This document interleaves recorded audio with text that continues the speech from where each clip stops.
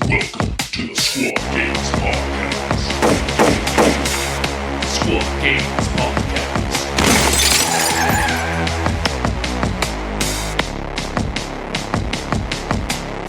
All right, and we're back. What a weekend it was, guys. Yeah, it was. You can say that again. And we're back. What a weekend it was, guys. Yeah. Wait, what just happened? Are we being gaslit right now? I think Giacomo is attempting to gaslight us for sure. Aidan asked me to say it again. Oh, get out of here. Oh, yeah, man. We're at the Squad Games Podcast. Today it's me, it's Dakotah, and it's Aidan. And he is a cool guy. And what did you win this weekend, man? I won Best Sportsman at LVO, and I won top of 2023's Hobby Track leaderboard. Mm-hmm. You sure did. Just Legend. crazy. And that's pretty much what we're going to be talking about today. Next week, we're going to be having, if all goes well, having Adrian Bonavento on the podcast. He won all of LVO with Commandos. And then Vetgard took second. It's like it's almost like we scripted the event with our tier list. Yeah. It was spookily, I don't know, spookily accurate, but it was pretty accurate. Yeah, and then we'll get to flame we'll flame everyone next week about saying High Fleet would not go positive, and then High Fleet got top 8. Man, I was that right. Was crazy. Yeah, man, I was right. I was not expecting that. Like, damn. I didn't say get in top 8, but I did say Jeremy would get positive. But that's besides the point. That's for next week. All right. So, Aidan, congratulations on winning Best Sportsman of LVO, the biggest kill team event ever. You are still undefeated so far. You are the Adrian of sportsmen's. Or is Adrian the Aidan? He is my exact name, just with one extra letter. So does the having the R make him competitive and not competitively nice? Could be. Not saying he's not nice. Hey, saying, we're not saying, yeah. We're not saying he's not nice. Just he seems like a really nice guy. He is. He's a very nice guy. Yeah, but you're nicer. I don't think I'll ever play against him. I don't think I'll ever have the requisite win rate unless it's like a magical first round pairing. Otherwise, it's not going to happen. Oh yeah.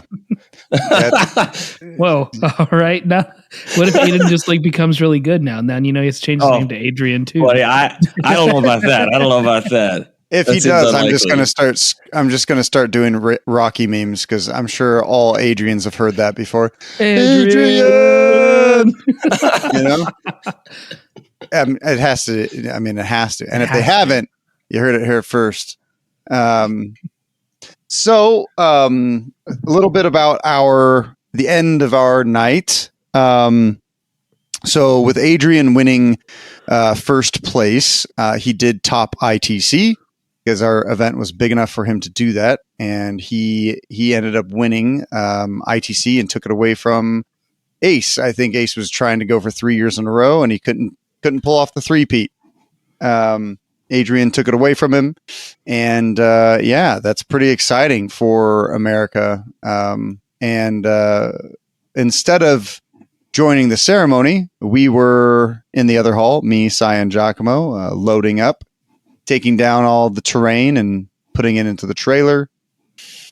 And then we were starving. So as we were leaving the hotel, we stopped at our favorite place. We stop at many events. Giacomo, you want to explain where we stopped? Yeah, Raising Cane's. Oh, hell yeah. Yeah. This one was a little more sketch, but still delicious. It was definitely the very sketch part of Vegas. The sketchiest one we've been to. Yeah, for sure, definitely the sketchiest. But we ate inside, then we bounced, and I was doing the math. I was like, man, I thought we'd be home at 3. This thing is saying 1. And then with it pulling a trailer at 55 miles an hour, we ended up getting home around 3:20. Luckily, Jimmy Kelly was up late enough, and so was Sheldon. Sheldon stayed on the phone with me for 2 hours after his plane landed to make sure that that I did not fall asleep in the car, and we got home safe. So, Oh man, how nice! Yeah, and then came in, went to sleep, woke up at 7 because my son woke up. 3 hours of sleep. That's what we're running on today. How about you, Aidan? What was your day after tournament? How'd it go? Because that's today, technically. That is today, technically. Yeah. Let's see. We got back at like 1:30, I think. Okay.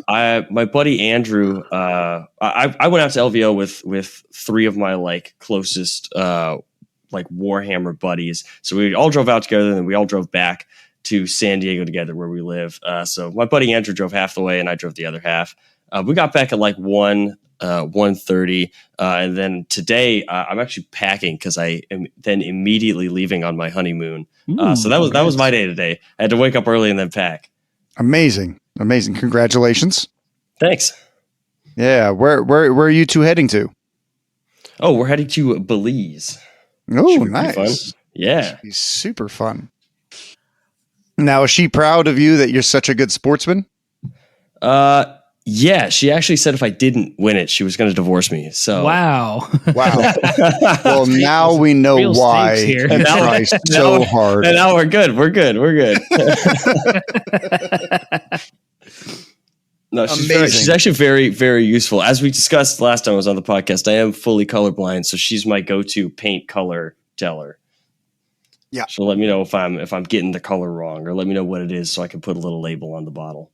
That makes sense. Mm-hmm. Yeah, the fact that you're colorblind and you paint so well is a mystery to most. It's awesome. It is awesome. So tell us a little bit about your dwarves that you painted, your Hearthkin. Oh man, yeah. So I have for like months had the idea of doing a Hearthkin Salvagers team. Like as soon as they came out, I wanted to do a Hearthkin Salvagers team, but as Chaos Dwarves, like from old school Warhammer Fantasy. And I don't play Total Warhammer, but I know they recently got added to that, and like they have a bunch of new designs, and they're just such like fun, goofy little models that I was like, I had to like try it out. So I it was a bit of a process to make them, but I used the Necromunda squats as my base model because I kind of liked that they were Pioneers.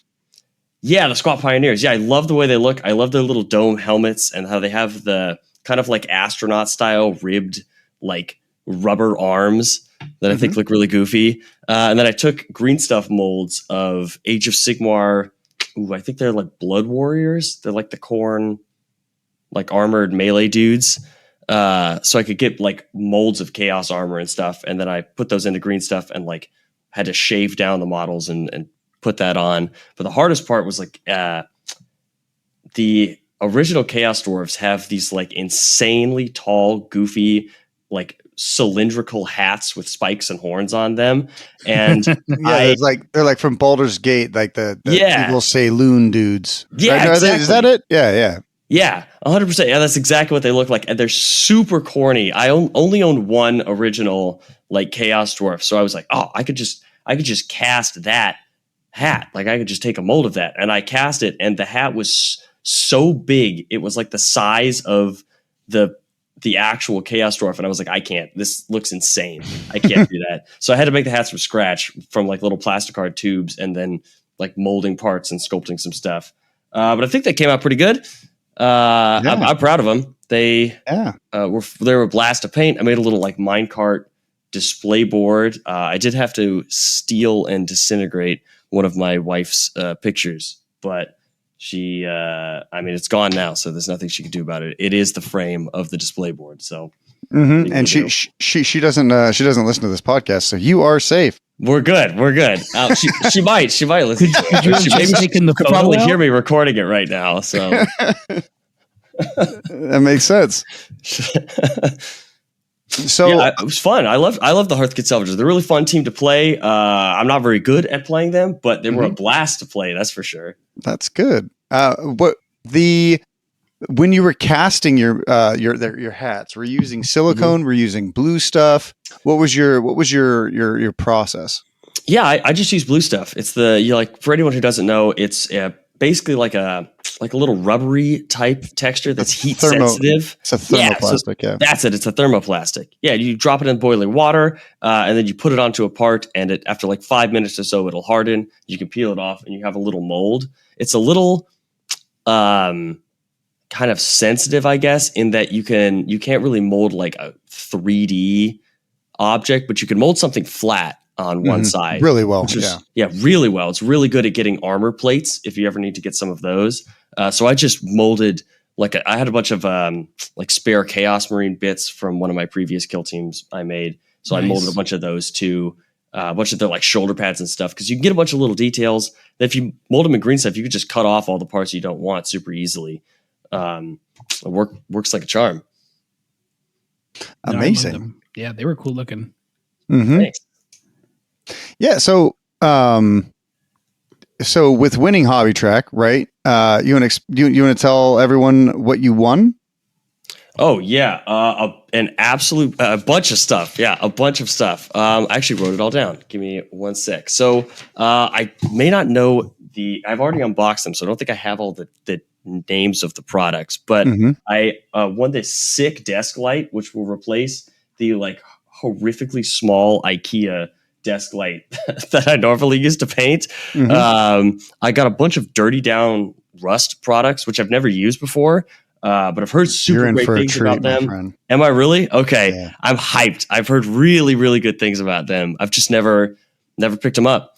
But I'm hyped to like experiment with them and try them out. Cause I've heard they take a little like, getting used to, cause they're not just like a paint. It's like a whole completely different concoction. Yeah. And you want to be careful of varnishing afterwards, cause you can ruin it too. Really? Okay. That's good to know. Cause I usually just rattle can varnish everything. That's very good. If you do that, it'll ruin it. Okay. That's good to know. Yeah. All right. I got you. Thank you. I actually would have completely ruined it then in that case.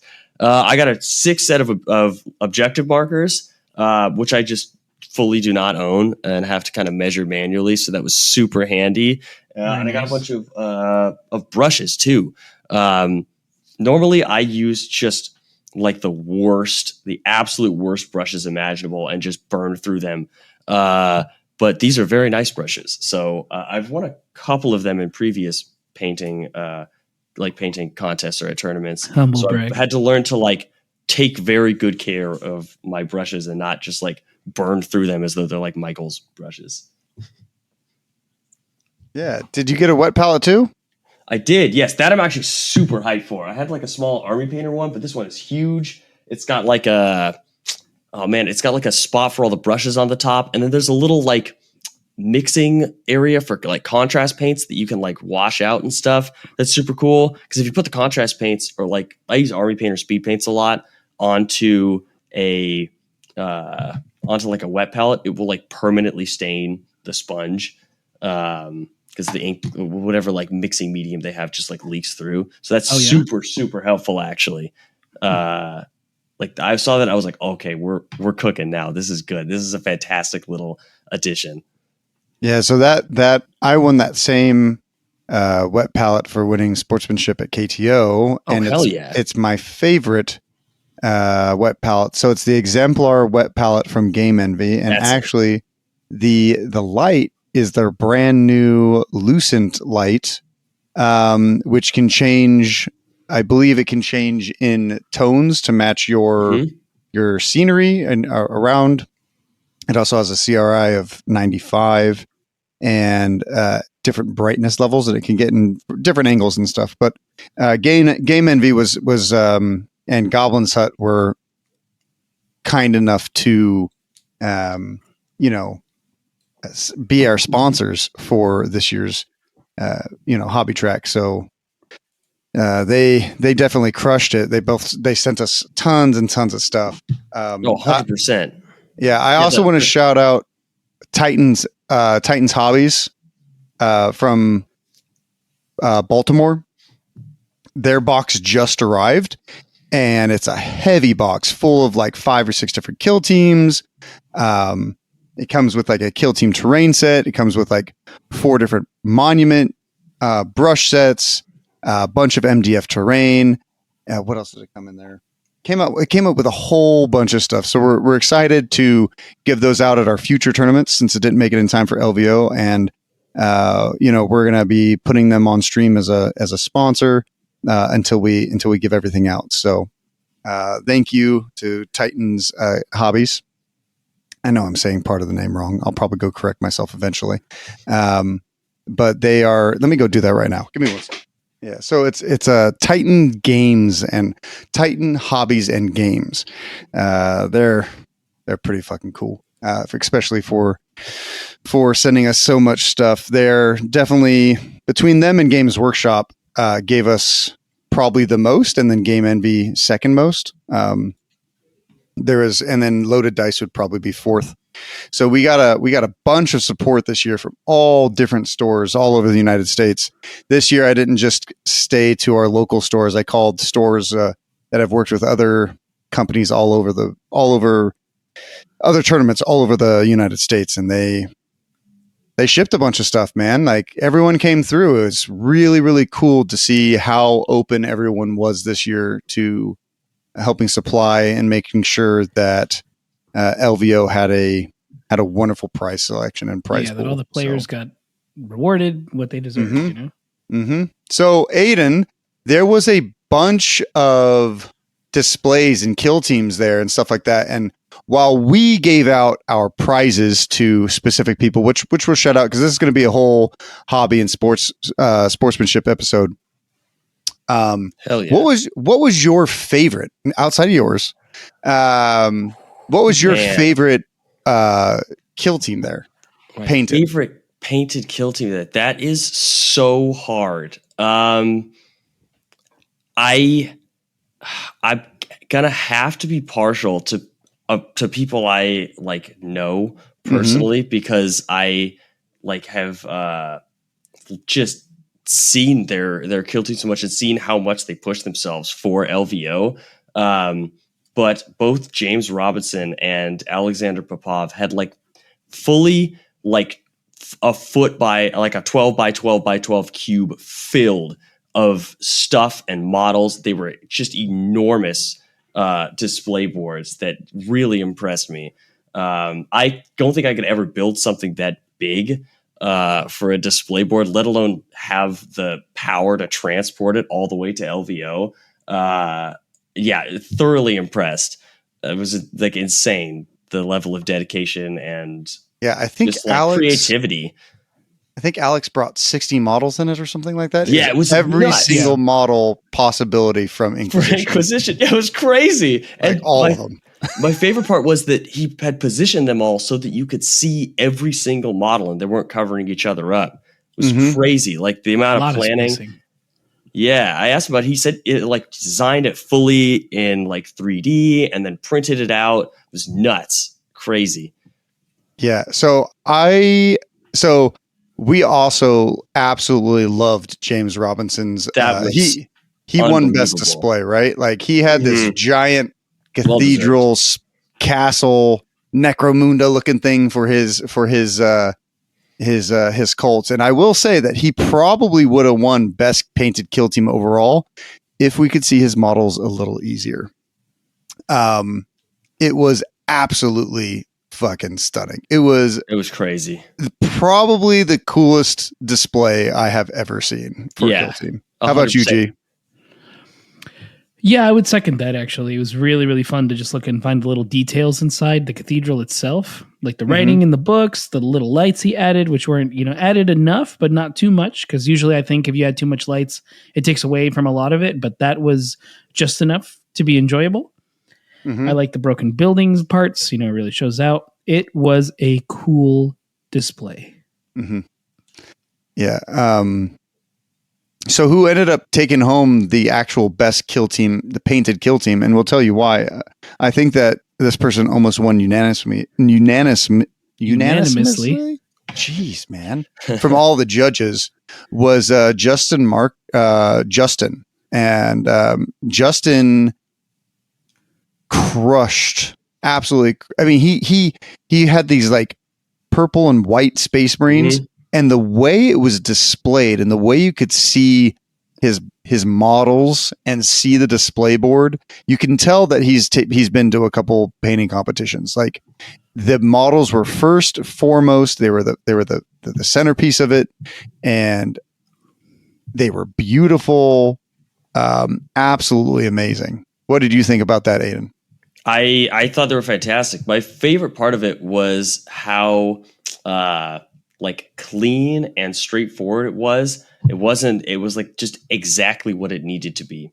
Sometimes you can like lose. I'm fully guilty of this myself. Sometimes you build like this insane board and you lose sight of what is most important, which is your kill team. And I think he did that. It was very, very inspiring. He did that really well, where his models were the centerpiece and the display board just like perfectly accented it. And it was a great color scheme too. Purple is not my strongest color, but it was very, very striking. Also, his contrasting color was green, because like he had this like green, at least I thought it was green. That's this gray green undertone for his dark, dingy city background, and it just really made the purples pop a lot. Really pop out at you. It was really cool to see. Really Honestly, cool. one of the reasons you could look at it and go like, whoa, because it catches your eye, then you stare, and that's a big thing too. If we're being honest, you have to catch eyes. Yeah. Because not everyone is going to focus on the first thing you see. I always think there's a rule of big where if it's bigger, it's easier to tell. The same applies to catching your eye. So, Absolutely. So all you painters out there, that's what you got to do. Paint something huge, or paint something that's really eye popping. So we're going to stare at it. Music and lights and smoke also go a long way sometimes. That is also true. It covers up. It can cover up some mistakes. So best single model was actually, there was a really contentious vote. There's a lot of people voted for different models. But the majority of the people did vote still for John Reese. Can you roll a crit? He painted this, the Death Cult Assassin, and sculpted the neck completely out of green stuff and did this beautiful gloss black helmet. Yeah, that's right. Yeah, it was sick. And the skin model. Really cool model. Yeah, the skin is one of the hardest things to paint, right? And it was just done so well. His was a very unique style of highlighting and shading, it's a stylistic choice, and I thought it was awesome. Absolutely. Now, there's a lot of people that turned in amazing models. It was a hard vote. It was we were definitely all over the place. Yeah. We all had 3 votes, and whoever had the most votes won that award, right? And it was just everywhere. Like Daniel Esperanza had some great models. There's so many people that had great models. It was amazing. Another really interesting one we had, I think his name is Alex. For the display boards, he brought in an AI generated art background, and he had music playing, and he had these like glowing rocks for his Harlequins. That was a really cool display board. Man, that was a really cool board. The rocks were like, I have no idea how he did it, but that was really, really sick. And he was like very eye catching. It was like pulsing with the music and stuff. It was cool. It was the something dancing, right? Something dancers. Yeah, like his. Yeah, that was a cool one. Forgive us, Alex. We are tired. There was, what's crazy, right? Is like my first year going to LVO, like a hobby wasn't like a really big thing. I think Sheldon walked around. So the very first year, 2020, they just kind of walked around, chose a best kill team, painted kill team, and gave out a prize. Same thing happens for second year, but what we here at Squad Games have really been trying to do is really push that hobby, right? And so last year was the first time most of those people got exposed to Hobby Trek. And they all saw a bunch of people bringing beautiful display boards, right? And then this year, my gosh, stepped up their game.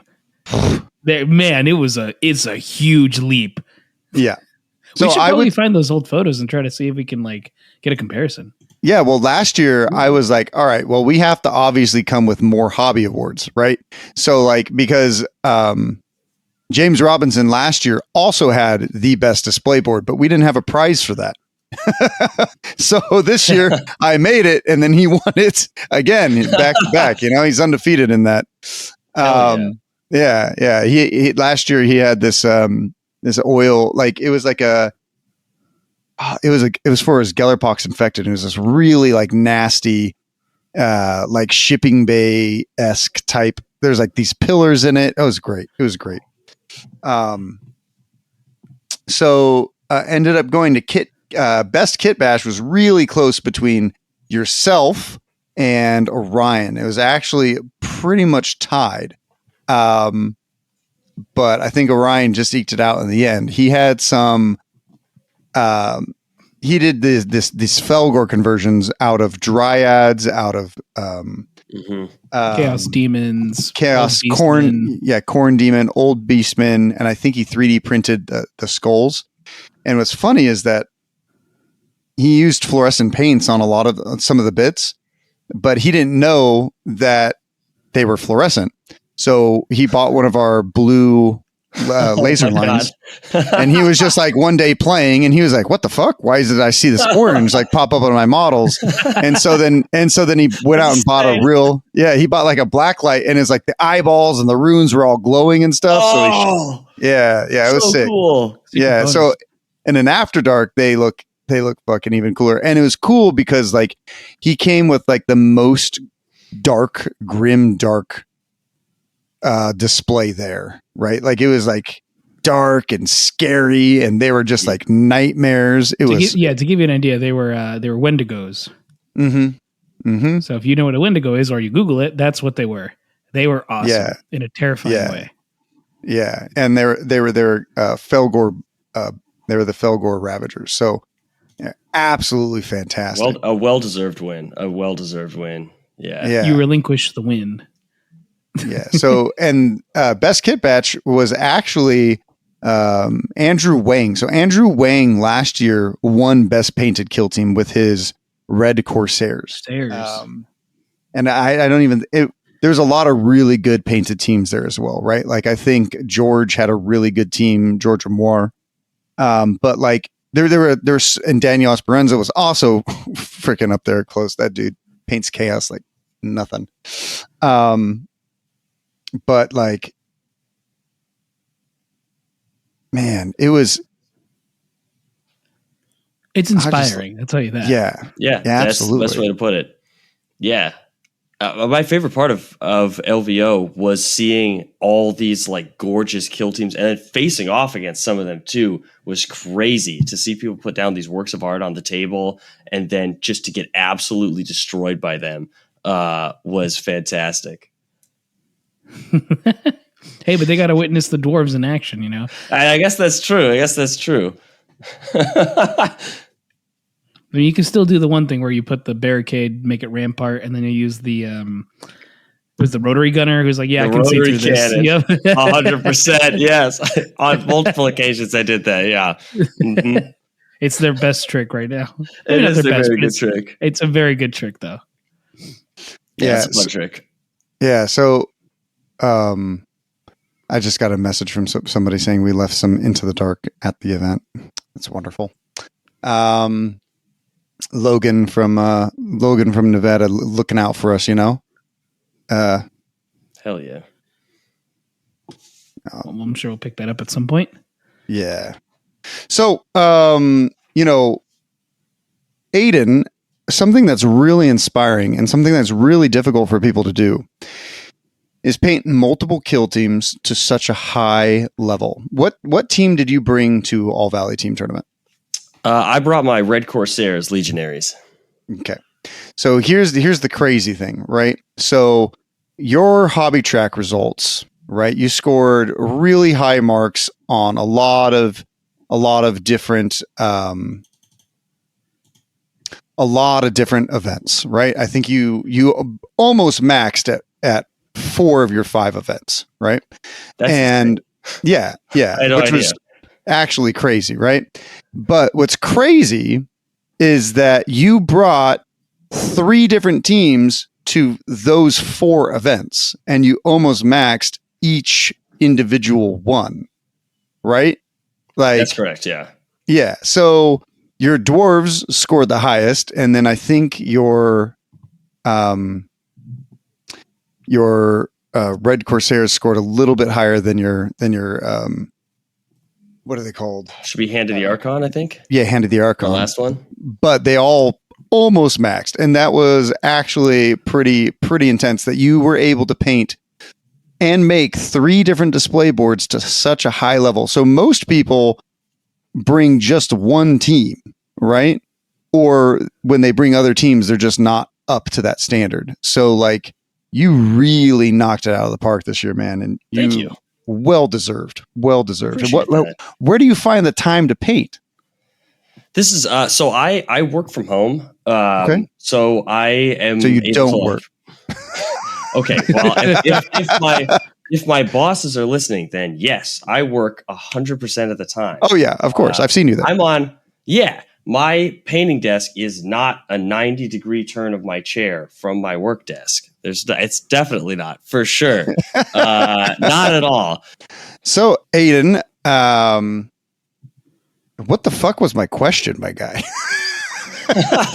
You're asking why the hell I decided to bring 3 kill teams instead of just painting That is one. right. That is right. Why is that, my friend? Why is that? I mean, that is a fair question. I tend to get a little bored of playing the same kill team over and over. I like to switch it up. And my favorite part of the kill team especially is that it's just a blast to be able to wrap up a project and complete it. As opposed to like I have been on and off collecting and selling Necrons for big 40K since like high school, and I've bought them and I've resold them. And I've never completed like a full Necron army to like 2,000 points. But with a kill team, I could just wrap it up, have it completed. I can take it to an event, and then I can retire it and send it off into the sunset and play it with friends, like at my apartment or whatever. But it's very fun to be able to just take a new team, see how they do, and usually they do terribly, and then they get retired and replaced by someone else. It's fair. That's fair. That's cool. So though. I think it takes a lot of work, to do 3 different teams throughout the year. Well, dude, Aidan just like he just knocks them out. He technically had 4 teams. I think he actually brought the very first event. Yeah. That was Necrons, right? I have brought old Necrons team. Yeah, that might be my favorite kill team. It's not like my best painter or anything like that, but it was probably the most fun I've had painting a team. I love Necrons. I've loved them since like the second I got into the hobby, and I have a kill team, all of the like old pewter Necron models from like 2002. I had to scour eBay and like the used model bins at Adepticon for them. But I found just enough to make a little kill team. Maybe someday. I actually still have to paint up one of them because I didn't realize that the Cryptek, 2 of the Crypteks are on a 50 mil base and one's on a 40 mil base. And I only had the Chronomancer on the 40 mil base. So I was like, I got to get one of the little dudes in the lawn chair. You know what I'm talking about? The little destroyer. Yeah. Like chilling in the chair. So I got one, and I have to paint that up for whenever I next bust out my Hierotech circle. But that is to use as like the Technomancer or the Psychomancer, because I think they're both on 50 mil bases. But that was a very fun team to paint. So what's your next skill team? Have you decided, or are you going to stick with dwarves for a hot minute? Because they're retired. They're gone. Okay, Aidan brought like 4 or 5 kill teams throughout the year. It wasn't like he just specifically painted 3 to like peak levels. I remember the SoCal one. That was one we had to decide. And all right, who's winning in SoCal? And the other 2 we did not judge. So that was a different judge at a different tournament that scored Hobby Track. So true. I remember seeing them, but I wasn't looking at them with the judge's eye. So I didn't look for all the small details, but I love the Necrons. Those stuck out in my head because they were just like, oh, those are like looking like 80s models, you know? Yeah, the classic models. Uh-huh. Oh, I love them. Yeah, amazing. They're so goofy. They have goofy little faces. The leader is like straight up dabbing, and has like an insane cone-shaped head. Like, just like who the hell designed this? And can I shake their hand? Like, this is fantastic. These models are awesome. Yeah. But I have picked my next team. I have played. It's probably the team I've played the most games against. And I've had an idea cooking in the back of my head for a while. One thing I really appreciate about two of my teammates who I went with to LVO with, Andrew and Elijah, is that they're very, very big into the lore. And I like the lore, but I'm not like the biggest lore expert. So I did a little research, and I think my next team is going to be a Death Watch Intercession Squad. Based on the Bad Ab War. So a bunch of like the guys who like went rogue and rebel in the Bad Ab War, and eventually turned into Red Corsairs, right?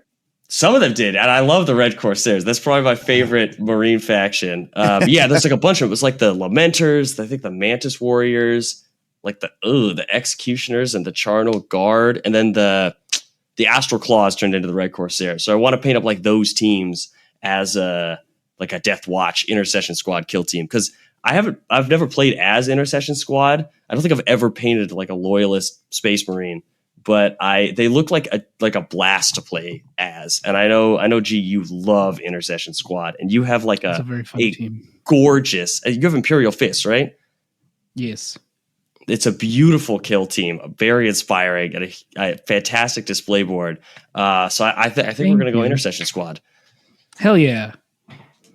I like to hear that.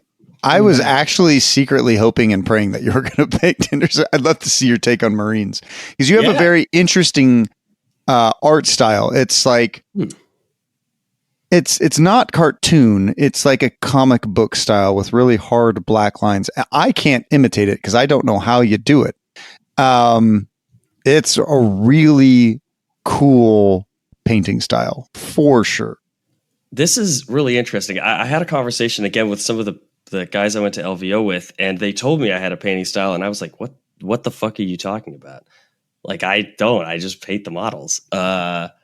But I guess I do. So yeah, I'm excited to paint Marines, especially Death Watch. I love that you could just paint the shoulder pad. You don't have to paint the whole model in like a weird color. They're all the same thing. I also like to, we might touch on this later, but I like to give out like little like models or gifts during tournaments. So I'm thinking it might be fun to have just enough Death Watch guys on the team that I can give one to one of my opponents after each match, so that he's finished his tour with the watch and he's heading home to his original chapter, I guess, which might be hell fun. Yeah. Hell yeah. Oh, I like that. Yeah, it's Death Watch. You can just slot him into any Intercession Squad, and it could be like he's a liaison. He's there to like show him what's what. He's like serving some kind of penitent crusade thing. Or if you match him, he's just coming back. Oh, there you go. He's coming back home. Mm-hmm. Exactly. Mm-hmm. Yeah.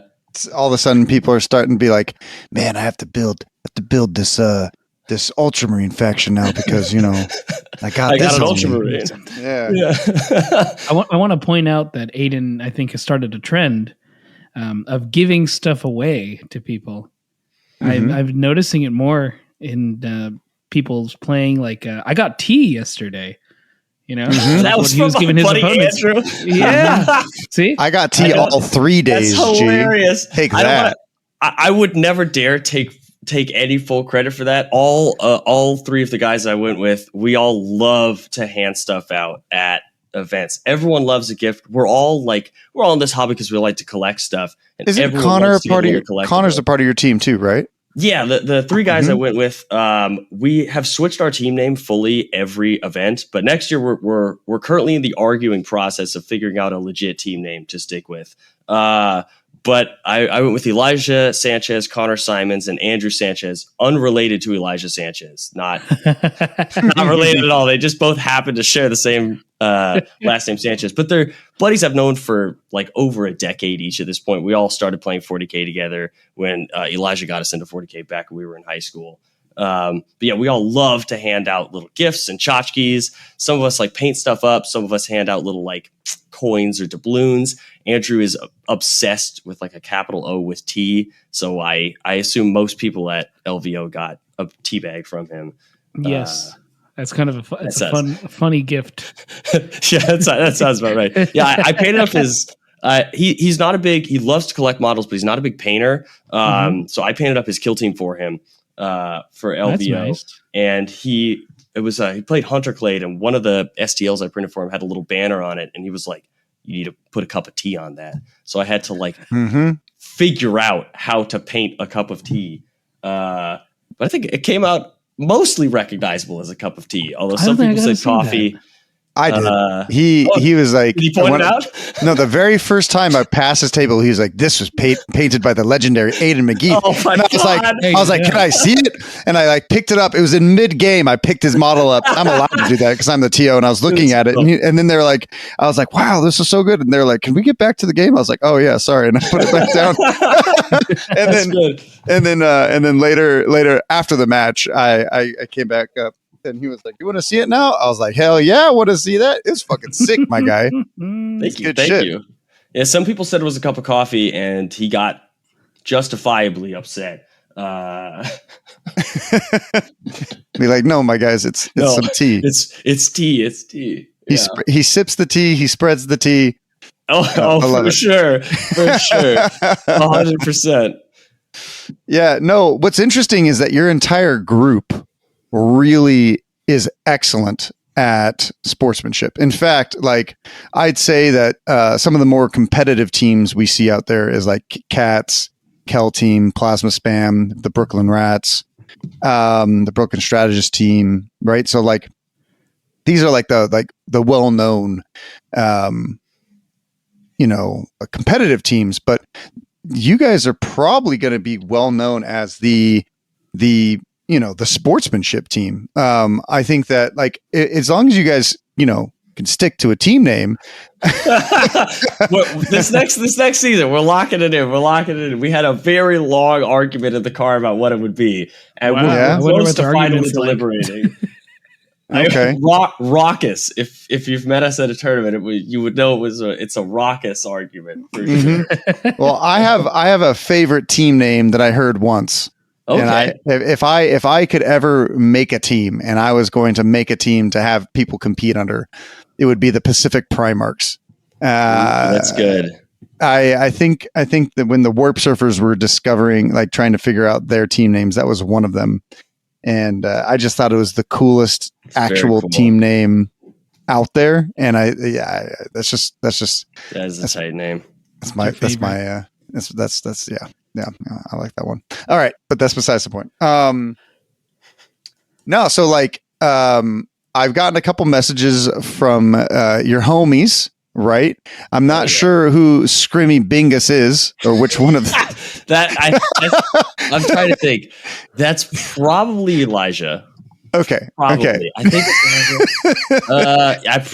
Probably. So the problem is on Discord, I don't know who you are unless if you like tell me or your name is your name. That's besides the point. Yeah. But do you want to tell us your guys's your philosophy on as a team, as a group? Like, do you guys discuss and go in like if one of you like because it's you guys are so into it. It's not just like, it's just who you are. It's not like, hey, if you're a fucking dick, you're off the team. No, it's like, this is your homies. This is just what you guys do. Right. Like what drove you to be like this, Yeah. So I told the boys, I was like, Dakotah has invited me on the podcast. It's about team sportsmanship. And Elijah said, and I quote, "You have to tell him that him and G, that our team motto is to be good sports, to have fun, and to dress good." I think that sums it up. Elijah dresses the best out of all of us, but we all try our best to keep up with him. For sure. He showed up dressed up as the guy from Fear and Loathing in Las Vegas on day one. Yeah. Which is very, very on brand. But yeah, we just love we love the game, and our main goal, I think, when we head to a tournament is just to make sure that all of our opponents have a good time. Like if I have a game and I like win the game, but my opponent has had a terrible time, and same goes for all the rest of my teammates, that's like a lost game. Like there was no point playing the game if my opponent has disliked playing against me. Especially because we're not all not to shit talk my teammates, but we are not winning LVO. But so there's not really a point in like being like crazy competitive or like absolutely trying to like take everything you can from a game. My buddy Connor put it pretty eloquently when we were like prepping for LVO. And he said that a game is two people who create like an entirely unique experience. So if you ignore your opponent's like wants throughout the game, they're going to do the same. So you got to kind of match your opponent's energy and share in their joy instead of taking it from them, which I thought was really eloquent. I think that's kind of the general philosophy that we try to bring to every game. Like you're sitting down for like a beer and pretzels game instead of a game like at a very high strung tournament, because it's stressful. I'm stressed at a tournament. I know everyone else is. So if you can bring a little levity to your game and like have fun, I don't know. It certainly improves my experience, and I hope it improves my opponent's experience too. Absolutely. I think so. Scrimmy Bingus sent me, Elijah sent me, his philosophy. And I think probably the most, so it sounds like he does like try to focus on lore when he's playing. And of course he wants his models to triumph. Right. Mm-hmm. But if they don't, then that's okay. Right. Like never pull your punches, but you also,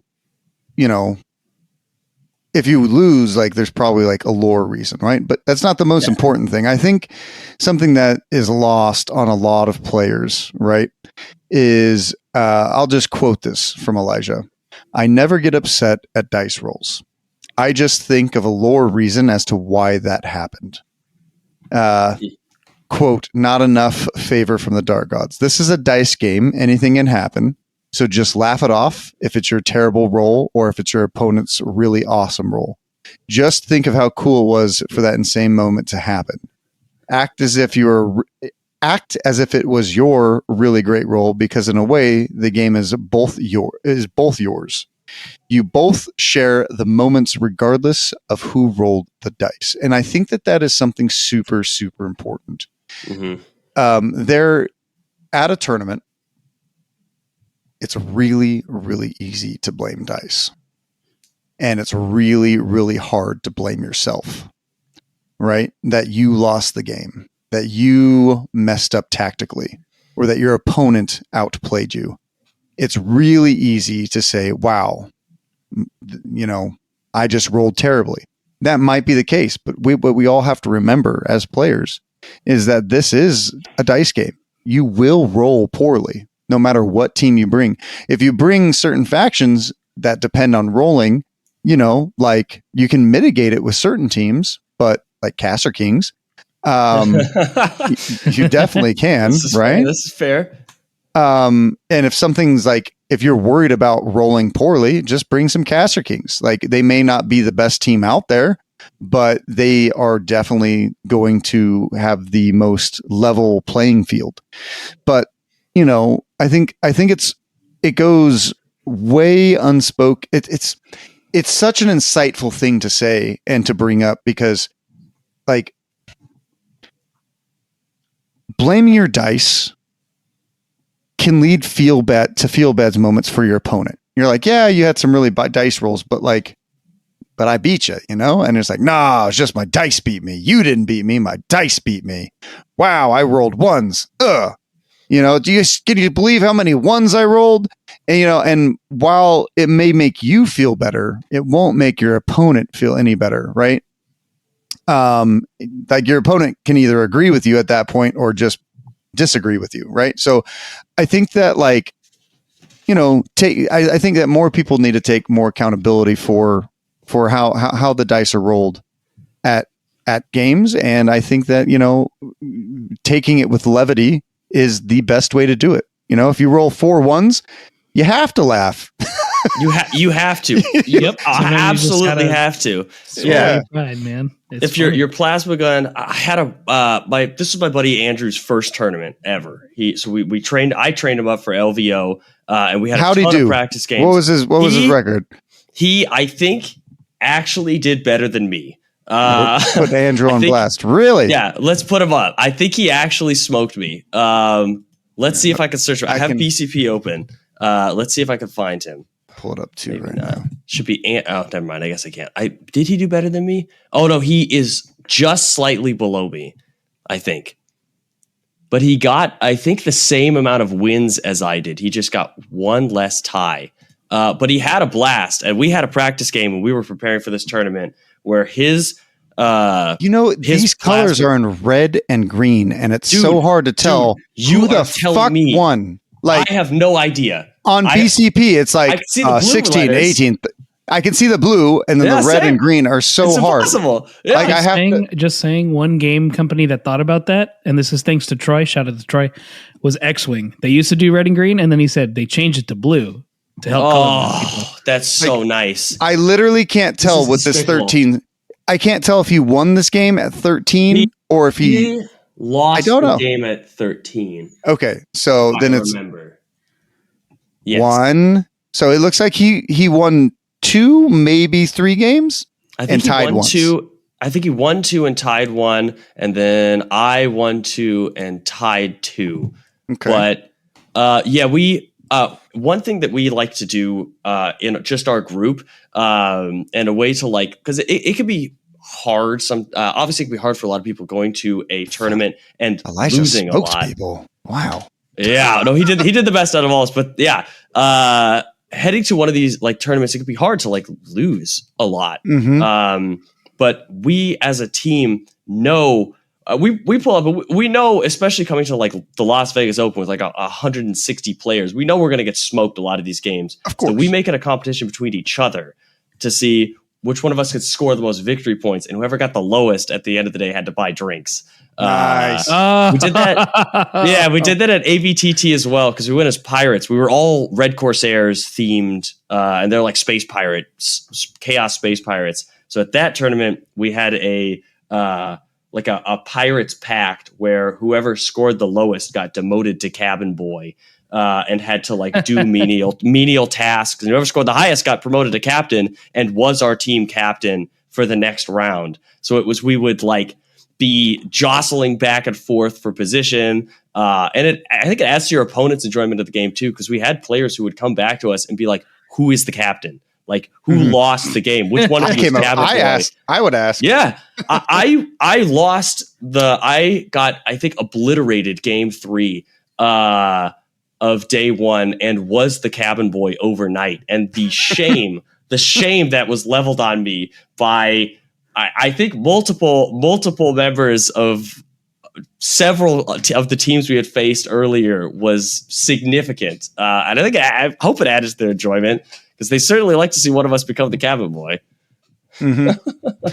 I think it's something that's unsaid but very important with your team mechanics is that your team isn't going to win these events. Your team is going to have fun and have an experience. And I think that when there's definitely some people that went to LVO that went to win, right? Oh, rightfully so. Oh, yeah. And I feel that 100%. Some of those people, when they didn't win, had a poor experience because of it, right? So I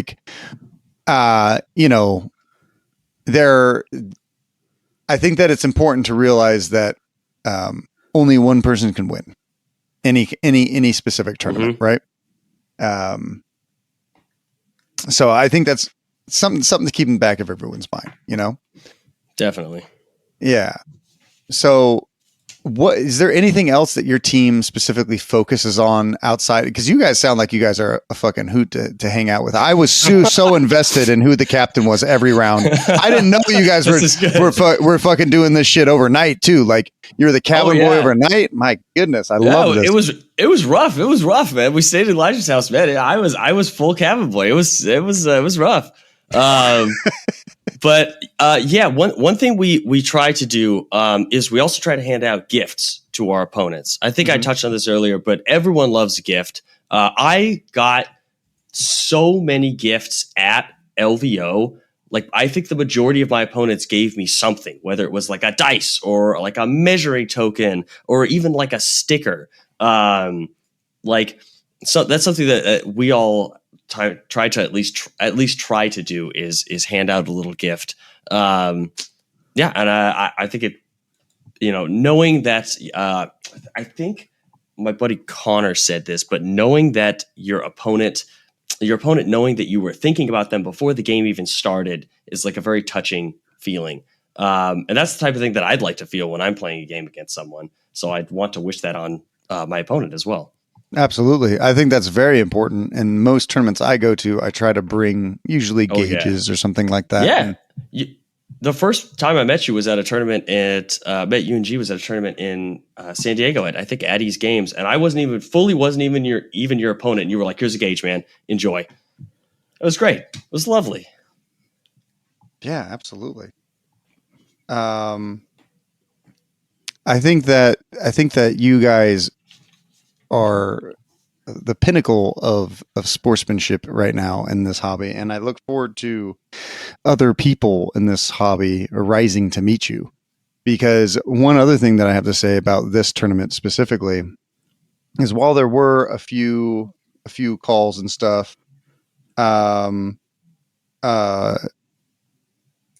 I think that I didn't have any kind of there was a couple feels bads. There's a couple sweat upon sweat moments that probably didn't need to happen, but nowhere near compared to other events that I've had to deal with. Right. And with this being, what was it? Let's see here. We had pull up a calculator.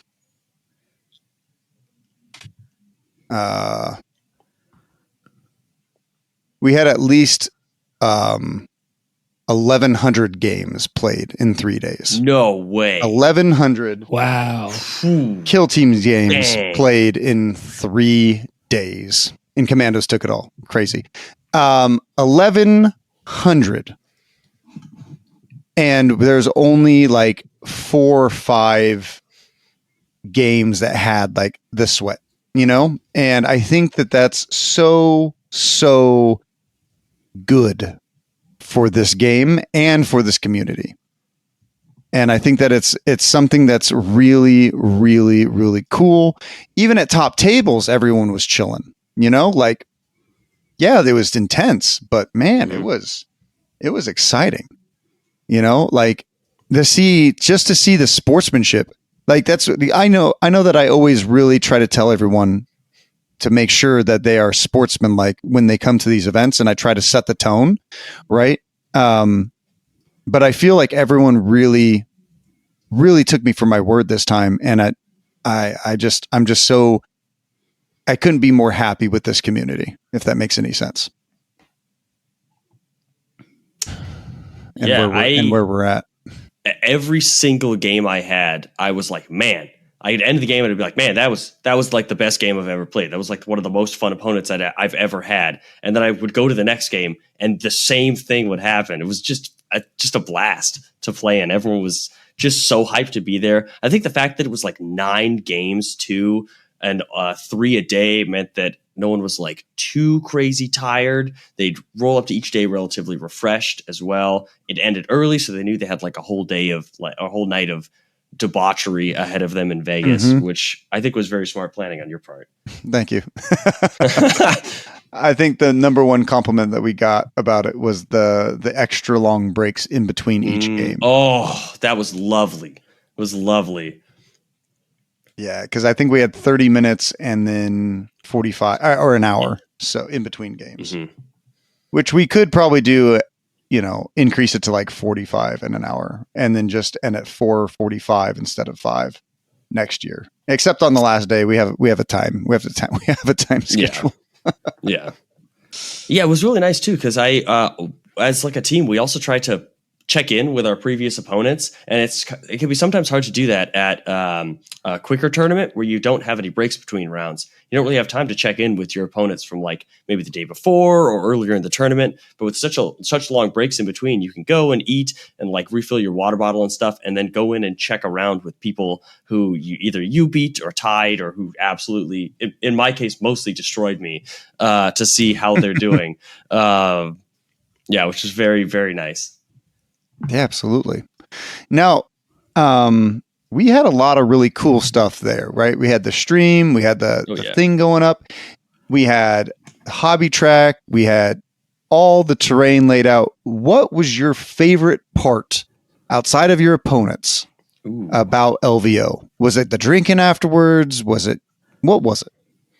I think my favorite part was that we were split into two groups. For anyone who didn't go to LVO, we were split into two groups, Group A and Group B. I was in Group B, and Group A started LVO playing all open, and then Group B started on Into the Dark, and then they flipped, and then they merged together. And I think that was my favorite part. One, because I like open, but I really like Into the Dark. And some tournaments I go to, I just don't get to play Into the Dark.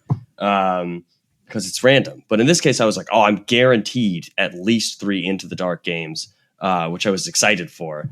It was fun too, because over the course of the tournament, the we'll say rivalry between me and my boys and the 3 Kelly boys got turned up to 11, and we were not all in the same group. So we kept comparing scores and being like, on the last day, like we're going to face you guys because we're at similar scores. So it was fun to see people in the other group and be like, if the stars align, we can cross paths. And I think that really added to the fun of the event, like looking at people, and being like, there's a chance we could play against each other on like the last day and the last like final hours of the event. And it really heightened it. It was a lot of fun. That's amazing. How about you, G? What was your favorite thing about LVO? Ooh, the camaraderie. I had a lot of fun of people just walking around and saying hi to everybody, like seeing their friends that they might not have seen in a long ass time either. Mm-hmm. So that was always fun just to catch a glimpse of that. Running around with my head cut off when the stream wasn't working, and that's because the Rio's internet decided to die. And so Sheldon and I were trying to figure out like what do we do right? Every day at a certain time too. So I was expecting it by the third day, like it's going to happen. It's going to happen. Nothing you could do. But overall, it was fine. And the award ceremony at the end, everybody stayed around. It was so much fun to really see everybody come together at the end. Mm-hmm. I think my favorite was being able to hug so many people. Yeah, that was a treat. That and then being able to give all the awards out. I think it was really cool to see how many people actually stuck through the full 9 rounds. I think it's kind of, that's something in 40K that doesn't happen, right? Like people don't stay the entire time for everything. And I think it just shows to like how strong of a community that we have, that like we had 3 days of 3 games. People were going out those nights drinking. And guess what? Some people dropped round 1 of the day and would come back and finish it up. They'd be like, hey, can I drop round 1 and come back? Be like, yeah, dude, I don't give a fuck. Just lose a game. All right, cool. So like, it was really cool to see everyone like just have a good time, Yeah. I would agree. Yeah. So let's turn our eyes to next year's hobby track. So we went over a lot of LVO. Is there anything else before we move on completely from LVO? Is there anything? Oh, I did want to give it a shout out to, there's so many good hobby things, but there's somebody who did not get any recognition at the award ceremony or anything. And it's something that every judge absolutely loved. And it was Garrett Rayner's display board with the squig coming out the gate and his so Felgor dope. Ravagers as orcs, the savage orcs, shooting a plasma into the squig's mouth. My That goodness. was tight. It So was tight. so cool because it was just something that you don't see, you know? Mhm. Right. It is unique. Mm-hmm. Yeah, I and thought that was a very interesting use of the hobby track rubric because you're allowed one model that's not a part of your kill team. And that was like maximum use of the one model. and it which told I a thought was clear very story. smart. Yeah. Very clear story. Really well, like use the rubric very well. Mm-hmm. We had another person, Kyle Norman. He actually, when he put his up, he actually wrote a story for the reason why his salamanders had his the lizard dragon heads, and it was a very fun read as well. So it was really interesting to see people's takes on the hobby track and kind of what they would go on from there. And it's interesting, hobby track. We've had people from London and from France and from Australia all talk about it and thinking about running it. And as long as we can all, run it all under one track, we can keep it all, visible to everyone. It could be a really cool, interregional thing. I'm very excited to see where we can take this. But yeah, so we have revamped the Kill Team Hobby Track rubric for 2024, and we got rid of a few things and we added a few more. And I wanted to get your both Giacomo's and Aidan's thought process on the new the new rubric, because it should be not only so. One of the harder things is that it takes a longer time to score, and we found a way to do it through Google Forms, so it's a lot faster and easier. And then we're currently working on a back end way to, if the name matches the front name, then you can take that score, and if it equals one of the high scores, it automatically gets added to a different list. We're trying a bunch of stuff to make this a lot less labor intensive, especially if it's going to be expanding a lot. But for instance, anyone who doesn't know, you can find the hobby track painting rubric on my website, which is lustersworkshop.com under hobby track. And we kept a few things and we changed a few things. So first things first, we have the painting category. And any of these other than subjective, you get 5 points for. Subjective is the judge's purely unbiased opinion on what score he would give the team out of X amount of points. So is the army fully painted with no primer showing? Is the majority of the army shaded and or highlighted? Are 3 or more layers of highlighting present across the army? Are advanced details like grenades, buckles, claws, eyes, gems, rivets, bone teeth, and lenses painted across the entire army? Are advanced details like OSL, weathering, camouflage, glowing, non-metallic metal, or freehand present over the majority of the army present? And then finally, we get to the subjective category, which is out of 40 points. So a judge would award 40 points to something that is the best he has ever seen or she has ever seen. And if it's like an A, then you can give them a sliding scale between 36 to 40. If it's a B, you kind of go from there. And if it's just like middling, give them 20. If it's, the bare minimum, you could give them 10. And if it's, just gray plastic, you could go 0, or commission painted would be 0. Then we go to our next category, which is basing. Is the basing consistent across the entire army? And does it match the display board or story? Does it match?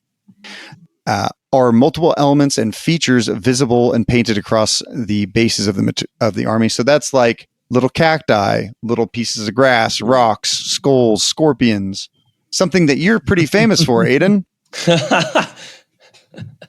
I try my best. Yeah. Yeah. So then we go to hobby and display, and then I'll try to get your guys' feedback. So hobby is, are there examples of kit bashing or conversion work present across the majority of the army?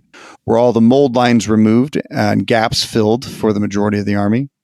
Are advanced hobby materials like plastic card, milliput, and green stuff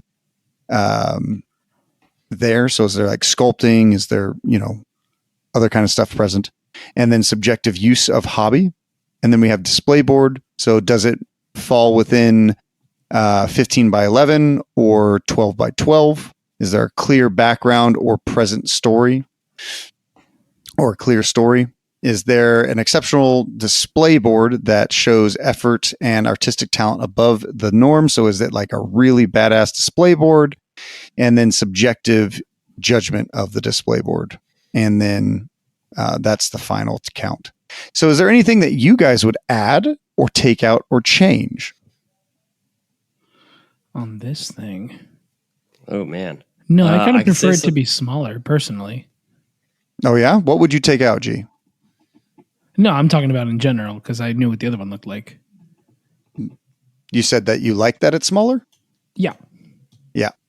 I agree, too. Yeah. Yeah, there's a lot less. We took out a bunch of things, combined a couple, and made it so that it's a little bit more easy to score. So it's like, okay, I'm looking at painting, I'm looking at basing, I'm looking at hobby, I'm looking at display. Yeah, because that was always the big issue we had when we would do grading in general was there's so many different things, and a lot of these are just, I'm scoring 5 because it's like the same thing as before. Yeah. Yeah. So it's better to make this easier. And as the amount of people going to events grows, as we've been seeing it growing year by year, this is just going to be the next step we have to take. Like if we want to get everything done at a speedy pace, but still get enough grading that it matters. Mm-hmm. And I think subjective is really, really important because if somebody keeps continually bringing the same team over and over and over, if you've seen it, like we've seen it with a couple of our friends in Big 40K, they can never win hobby track because they continually bring the same army for like 2 years. And every judge has seen this army now. So it's like subjectively, it's like, hey, are you doing anything new? Because I can't just keep giving you, perfect scores, right? Perfect scores if I've seen this army, for 2 years. Like, have you added anything else? Is there anything new? Like, are you improving it? Like, what's going on? So, yeah, it's pretty fascinating. Is there anything that you guys think would be, or that you would add or change or delete? That's most important. I one thing that I very much like, especially about the painting section, is the section on advanced techniques. If I remember correctly, on the previous hobby track, they were more split up into like a different section. Correct me if I'm wrong, but like a different section for like OSL, weathering, like non-metallic metal, and freehanding. And I like that they're put into one category because not every painter either has the time or the interest or the knowledge or is capable of painting all of those techniques. And maybe they're really good at or really enjoy painting one of them, and they do it to a really high standard. And it's nice that they'll be rewarded for doing that thing that they do really well, that they enjoy doing, but aren't penalized for not necessarily knowing how to do something else. Absolutely. I think I really like that. No, I'm still looking to see if there's anything I'd add, but no, we're kind of hitting most of the stuff. We're pretty much hitting everything that I think. I think the only thing that I think would be weird is not even weird. It's just I know a lot of people who don't always do this, where they remove their mold lines. They still glue stuff together. They just don't like removing mold lines. It's just an extra step for them they don't want to do. But that is technically a hobby part, So it is. Yeah. It's pretty important. I always remove my mold lines and drill my barrels for you space. Gotta drill the barrels. Yes. Yeah, you gotta drill the barrels. It's cool if you do. You don't have to because it's your toys. You do what you want with them. This is fair. That's fair. That's fair. Yes. But in my biased opinion, I drill your damn barrels. In my biased opinion. I even do them for Vet Guard. You can totally have. No, I mean it's another thing that's really fun that we should talk about here because we all do it differently. How do you paint yellow? Every single YouTuber has a video on yellow. Every single person paints yellow differently. What is your guys' steps on painting your favorite yellow? Do you have one? I have a few. One of the ones I would do was back when they sold the rattle can, and you can still do this with an airbrush if you have the airbrush yellow, or if you're in the UK, I think they make a color that's almost exactly the same as Everland Sunset now. Mm-hmm. I would spray it, hit it with a wash, and then do various types of dry brushes to get a gradient effect that has more of like that ceramite look that's broken up. And if you've seen my Imperial Fist, that's what they are. Now, it's important that when you do this, you got to add a highlight. And the only reason that's done that way is because it ties it together and makes it look neat. Otherwise, it's just a dry brush, which is fine too. Some people like the dry brush. And then the other method is the same thing. I like to start with a warm white. I know people like pink. I just don't do it. And that's all. Nothing against it. And then I just build up from yellows from there. Starting with a darker yellow, usually like a brownish yellow, and then I get to my bright yellows. I usually do that for like when I'm painting Marvel stuff. That's fair. How about you guys? What are your yellows? So I'll give you mine. So I want to experiment with one, but I've already started my Imperial Fists one way. Daddy Dorn for life. Hell yeah. Yeah. So the way I paint yellow is I used to use Cassandora yellow, 2 coats of Cassandora yellow, but now that's pretty much just Aidan. I found that out. Just a little bit of a thin down 2-to-1 medium of Aidan over white models, and then I paint Uriel yellow over the flatness of everything, of the flatness of the ceramite plates, and I keep the contrast in the crevices, and then I highlight with flash gits, and then a lot of people go to the next extreme highlight, which is white or Dorn, and for me, I really dislike anything that desaturates a model. For yellow, I just don't like desaturated yellow. It's just not my thing. So I take Phalanx yellow, which is a little bit more, it's just like a brighter yellow. I don't know if it's neon, I don't know what it is, but I take Phalanx, and then I do all my edge highlighting with white, and then I put Phalanx over the top of that so that it's the brightest thing on the model. And then I have white and black accents, which are very neutral shades. And then I'll usually do like some kind of vibrant pop, something. So for my Imperial Fists, I'll do like red guns, but it's not like as McDonald's-y as you see the current GW ones. I fucking hate them with a burning passion. But like, I like kind of the old style where they had white shoulder pads. And so I'll sub-assembly the shoulder pads and helmets because I like white helmets on my Imperial Fists, at least for my Primaris. And then, I'll do a lot of black on them in certain areas because I kind of like the Templar-esque look coming through. So, and sometimes I think I also add some purple, so for that super nice contrast. But that's my personal favorite of, and my white tones are also typically cool when I do it. So, how about you, Aidan? I usually start from like a bright red. So I'm trying to think what it's not Evil Sun Scarlet. I think it's Wild Rider red. It's almost like a very orangey red. And then I'll usually go from that to like a brighter orange, leaving like a little bit of the red on the bottom, or wherever the shadow area would be on the miniature. So if it's like a shoulder pad, I'd leave it on the bottom of it where the light's not going to catch, and then build up towards a yellow at the top.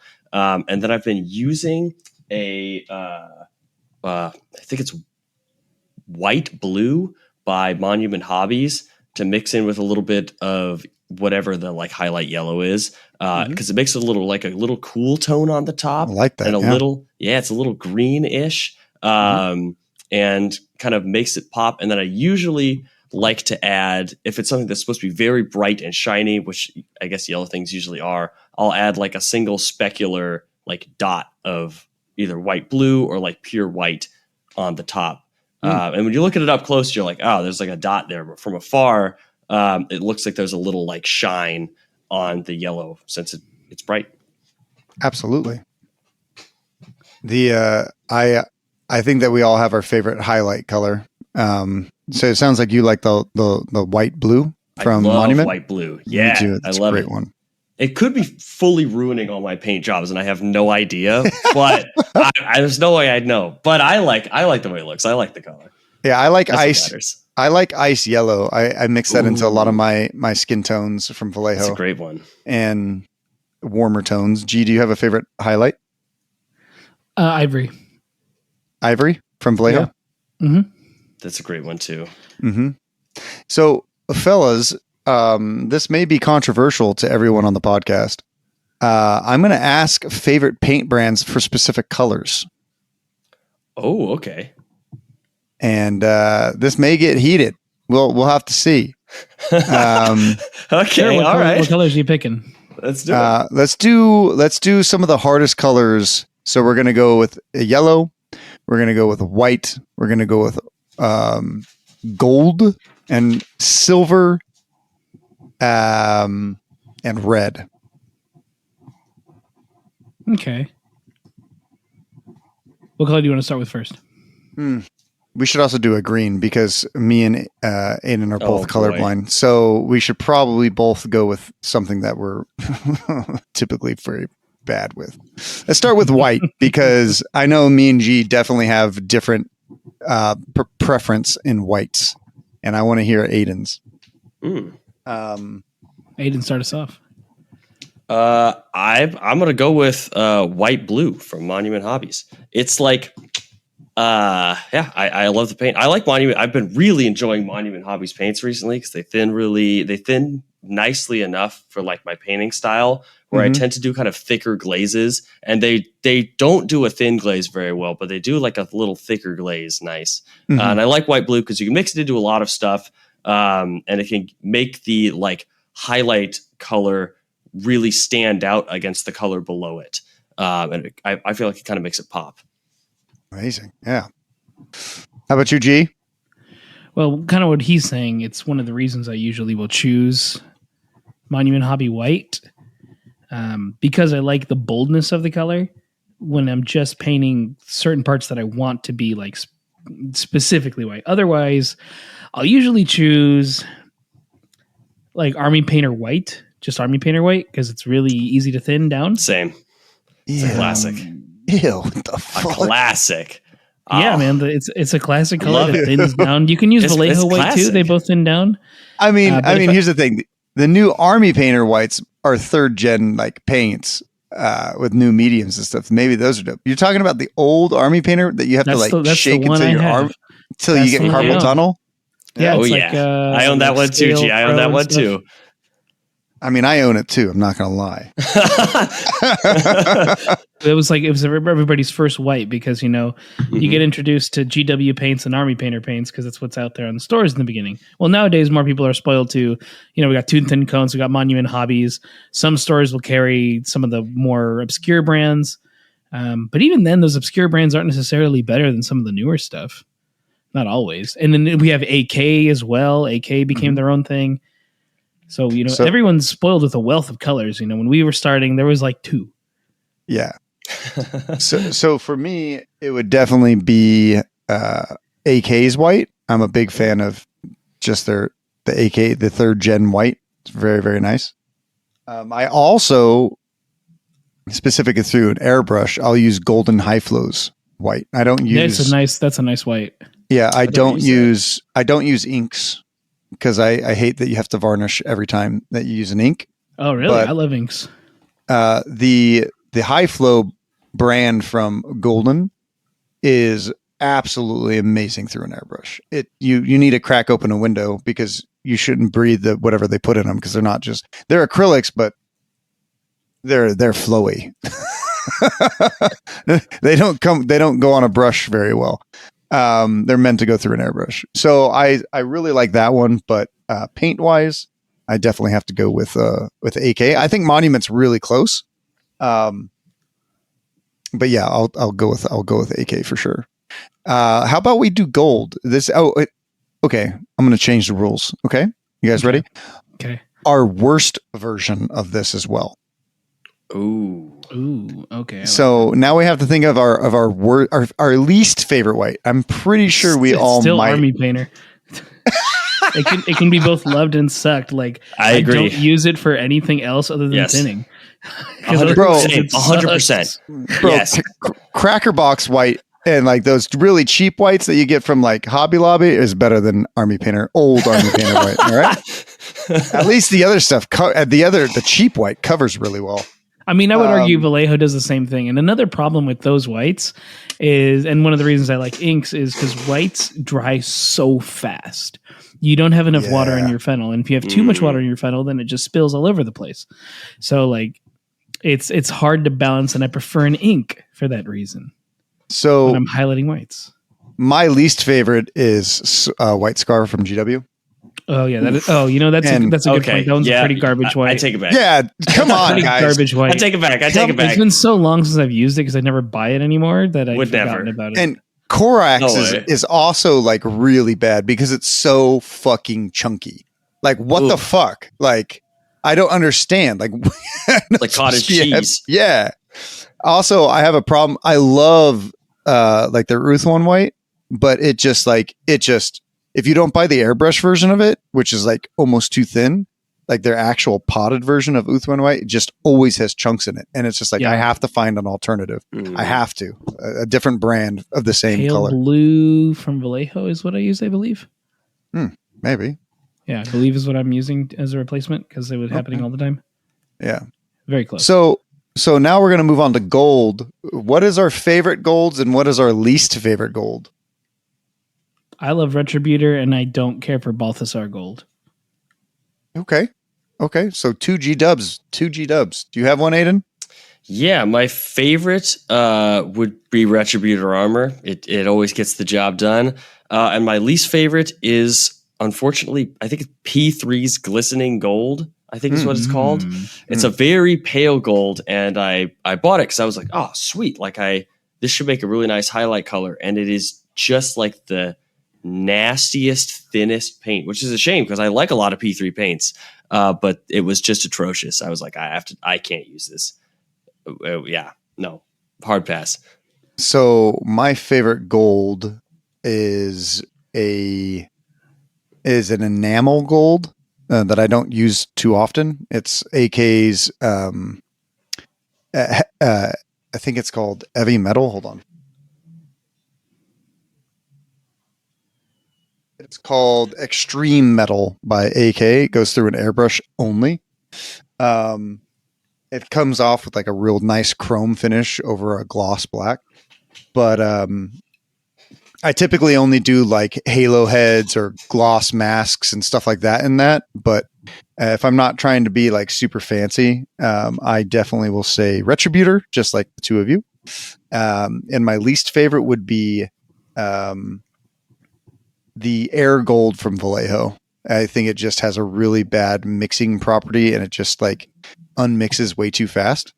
I don't know if they've changed it in their newest, because I know they just came out with a bunch of new game color. So this might be the older version of it, but it was just, I gave all my Air Vallejo away to Alexander Popov because I found something better, which I'm sure we'll go over to right now, talking about silvers. I'll go off. I'll start first. My least favorite silver is also the Air Vallejo brand. Some of them were good and some of them were just not good. No, actually, they were all pretty good. I'm not going to lie. Yeah, I would say those silvers from Vallejo. What are you on crack? Those are awesome. No, I'm thinking about it. Yeah, I would have to say it would be the speed paint silver from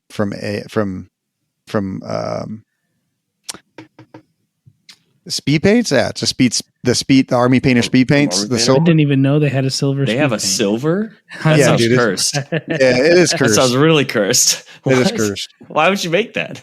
Some people are like, "Oh, they're great." I'm just like, "Yeah, just use silver." But my favorite is Vallejo's metal color silver, which is like it when you put it into a paint palette, you don't want to put it into a wet palette because it's so thin. It goes through an airbrush great. It covers really well, especially for black. But it it definitely unmixes itself really fast, but it covers so good. Yeah, that coverage is incredible. Mm-hmm. How about you, G? Stormhost Silver is probably my favorite because it's insanely accessible to people, and if you blend it with its brother Retributor Armor, you get a pale gold, which is excellent for highlights. And it's an easy way to build up to the silver, because a lot of people will do Retributor Armor, then you highlight with Stormhost Silver. That's cool, it works, but it's really, really like, I forget what the word is in the English language, but it's stark. Yeah, it's stark, and you just see it. So having that in between blended together makes it really simple to naturally get to that color, which doesn't feel so stark. See, this is amazing. Go ahead. I'll tell you what I do with gold after Aidan. Go for it. Okay. All right. My favorite silver is Lead Belcher. It's a classic. It's a classic. I love Lead Belcher. It used to be, I think, bolt gun. A bolt gun metal, yeah.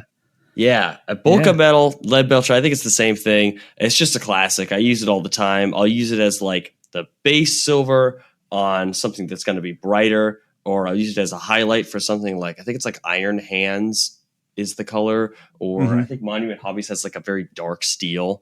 And I use it as a highlight for that. But my least favorite is, I think it's Reaper, like dark steel. And I like some Reaper paints, but their metallics are a little rough. And it's very like, it feels almost like slimy. At least the bottle I have feels a little slimy when you squeeze it out of the bottle, and it's just kind of like gloop floating with little metal chunks in it. And I'm like, I could do nothing with this. I can't mix this with anything. It's going to ruin the mix. Which is a shame. I think it might be a gel base. I don't like gel base paints. Yeah. Yeah. So for my gold highlights, I liked painting over I like taking Retributor Armor and painting it over like Dark Angel's green, and then using multiple coats.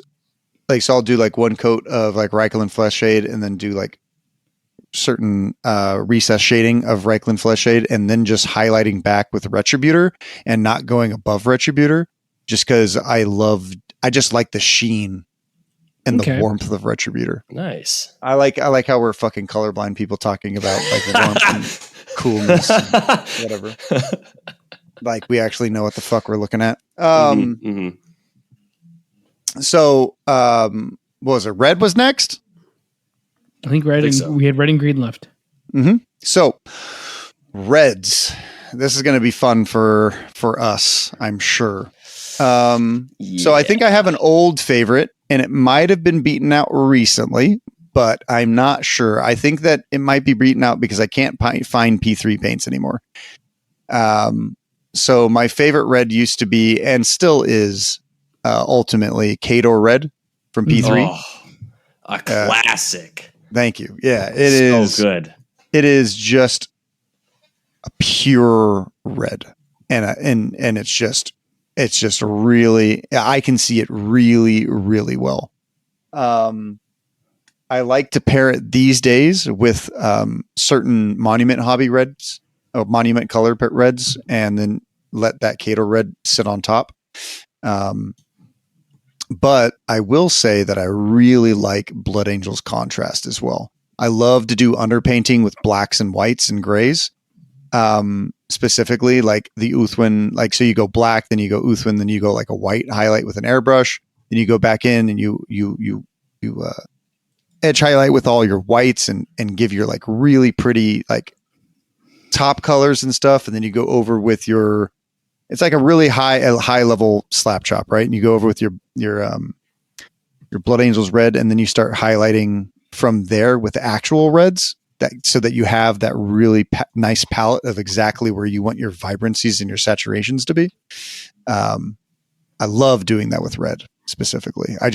I think that it just makes it so much vibrant, because I have a very saturated painting style, because I can see highly saturated red and highly saturated green really well. So I tend to paint very, very primary style colors, very, very bright. How about you, Aidan? You got one? Yeah, we got to go bad colors too, right? Oh, right. Bad. Yes. I really like red ink from our Army Painter too. I think that can dull down red. God, a bad red? It's hard. I don't fucking know. I don't think it's hard. You don't think it's hard? Okay, I got a bad red too. I'm excited to see what yours is, G. I think I just put them out of my mind. I think there's one that I really disliked because it was kind of, oh man, what is it called?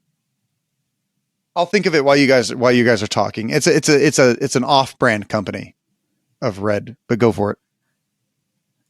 Aidan, you can Sweet. go first.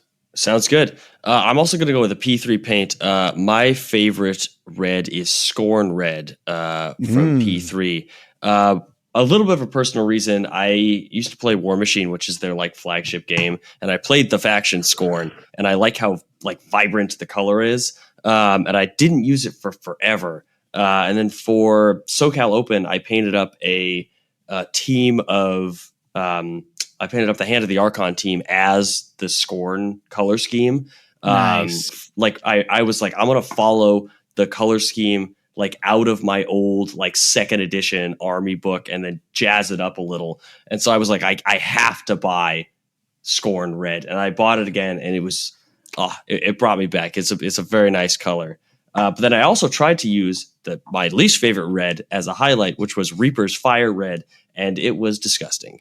It was not a great red. Color I like a lot of Reaper. Reaper's skin tones are really good, but if this one was rough, it was kind of thin and just kind of gross. I don't know how else to describe it. It's just kind of gross. Did not get the job done. I don't think I've ever used any Reaper paints. No, that's a lie. I've used a couple Reaper They're paints. dirt cheap. They're very cheap. Exactly. So Yeah. I've afforded a few. But I think it's just mostly because a lot of the places I've been to don't carry it. I got it from like somewhere in Orange County. I don't live near the OC, so that was a while ago though. So yeah. For me, I would go with Wild Rider Red. I like that color. It's punchy. It's not over dramatic, not anything else. I was going to choose Mephiston at first, but then I remembered how I love Mephiston. it's a good base color. That Like is it's a good really red. good for starting, but you want to build up. And I really like the Wild Rider 100%. over it. Mhm. And then I don't like Vallejo's Red. I tried it. I thought it'd be cool. It sucks, in my opinion. I agree. It's not great. It's more pink. What is it alchemy? What is there's a specific brand that Sarastro paints with a lot with. You guys remember that red? Scale color. Yeah, scale 75. There's a scale 75 red. 75. There's a scale 75 red that I just don't like because they have a little bit more, I think, of a gel-based medium. And I'm just like, I got it and I was like, I just don't like this one. I can't remember the exact color of it, but I hated it so much I threw it out.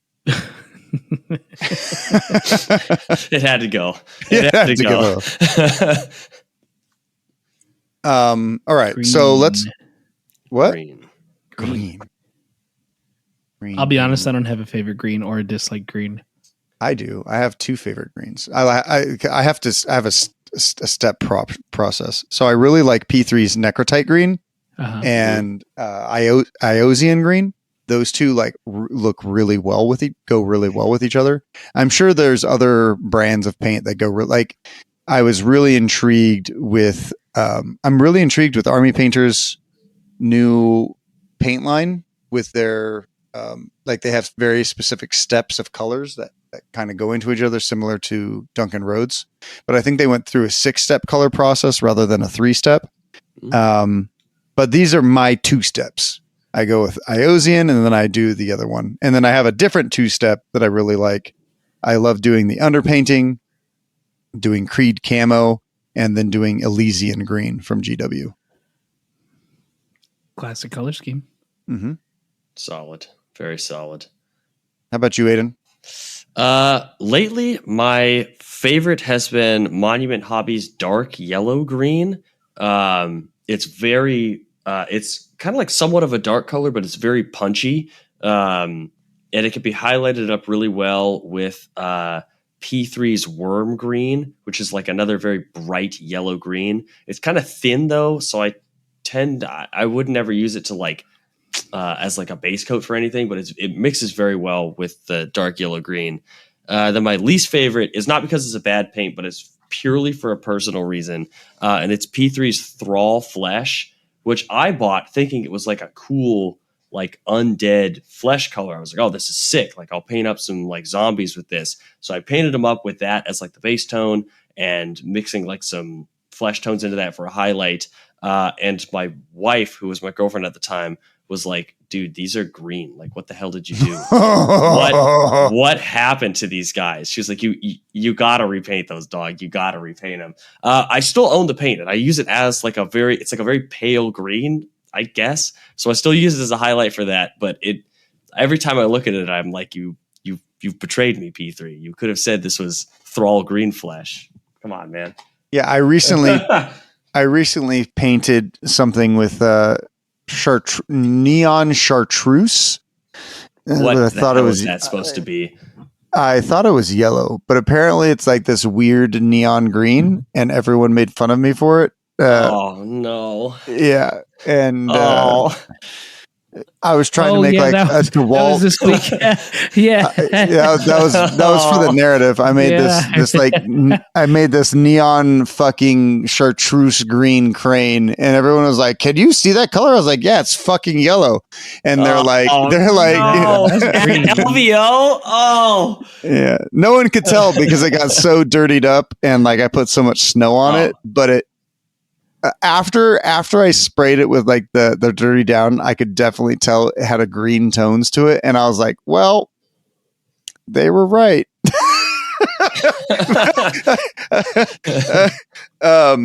Now, before we like end the pod and all that kind of stuff, hopefully you guys have enjoyed our hobby talks.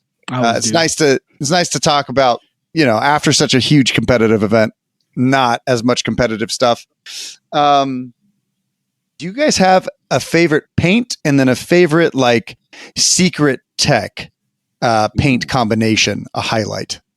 And Giacomo, if you say fucking that red and green Kasserkin colors that I can't fucking see. Which there is no red on there, by the way. The only red you see is using is Blood Angel's red contrast over the silver. And then there's no red in it? There's no red. The only red you see is for the like little light effects. That's it. There's not red. What color is your camo? Mahogany. Oh, so it's brown? No. It's a brown. So I don't know if we've talked about this on the podcast before, but I used to paint brown and highlight it with red because it would turn into red, and everyone fucking thought it was weird, but no one fucking said shit to me for years. And then I found out I was colorblind, and then my wife said, "Yeah, that's fucking weird," and I was like, "Oh." That's the end of the story. Oh man. So what is your guys' low-key just favorite paint? And Aidan, don't say white blue. Come up I will not say white blue. Okay. I will not say white blue. Blue white. Blue white. Whatever the fuck it is. It will not be blue. Although if I'm banned from saying blue white, I will not. Oh man, I have to go find it in my little paint drawer. One sec. Man, I don't know if it's technically a favorite or it's just I've bought it so many times.